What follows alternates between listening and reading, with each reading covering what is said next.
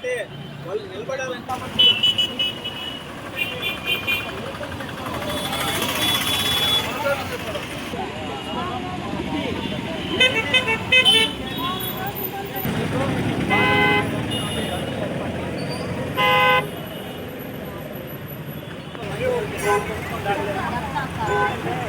ఈ పొట్టిన పెట్టుకొని పోసుకొని దుకాణం ఏదో 20 రూపాయలు మంచి నీళ్ళు కొనుక్కొని ఇంటికి ఎత్తుకోపోయేలా ఏం లేక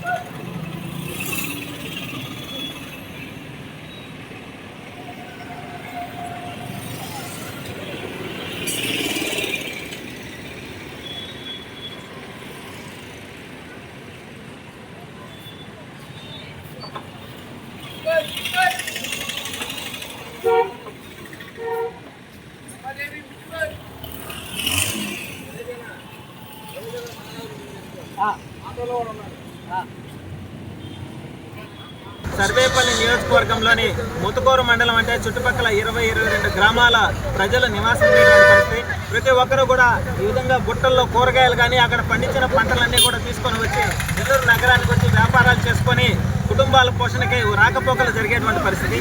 మహిళలకు ఉచిత బస్సు అయితే ఇచ్చారు, కానీ ఈ విఆర్సీ సెంటర్ అంటే నెల్లూరు నగరానికి నడిబొట్టు వాటర్ టవర్ క్లాక్ దగ్గర బస్సుల కోసం, ముతుకూరు బస్సుల కోసం వెయిట్ చేయాల్సిన పరిస్థితి.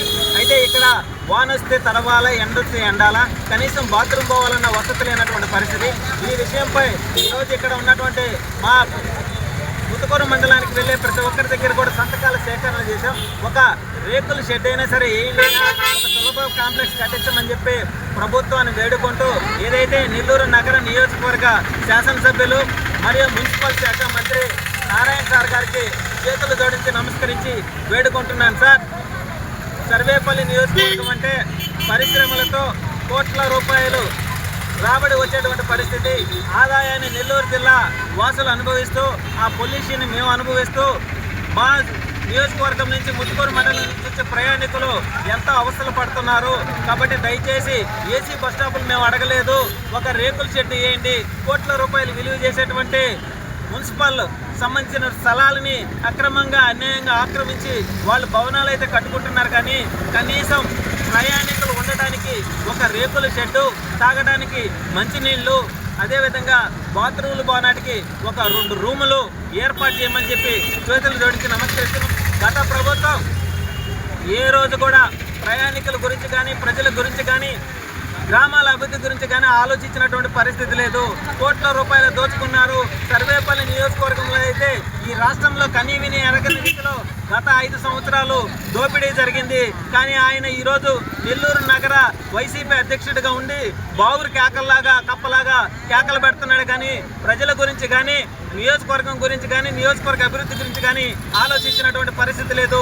ఎర్ర టెండలో కడుపు, కుటుంబ పోషణ, వీటన్నిటి కోసం బుట్టలు ఎత్తుకొని వచ్చి ఈ చెట్టు ఉంది కాబట్టి ఏడున్నారు, లేకపోతే ఎక్కడ తలదాచుకోవాలా, వర్షం వస్తే ఎక్కడ తలదాచుకొని బస్సు కోసం ఎదురు చూడాలా, ఇవన్నీ కూడా దృష్టిలో పెట్టుకుని మున్సిపల్ శాఖ మంత్రి గారు అయినటువంటి నారాయణ సార్ గారిని చేతులు జోడించి నమస్కరిస్తున్నా. దయచేసి మా నియోజకవర్గానికి, మా ముతుకూరు మండలానికి వెళ్ళే ప్రయాణికుల యొక్క వసతుల మీద ఒక్కసారి దృష్టి పెట్టండి సార్.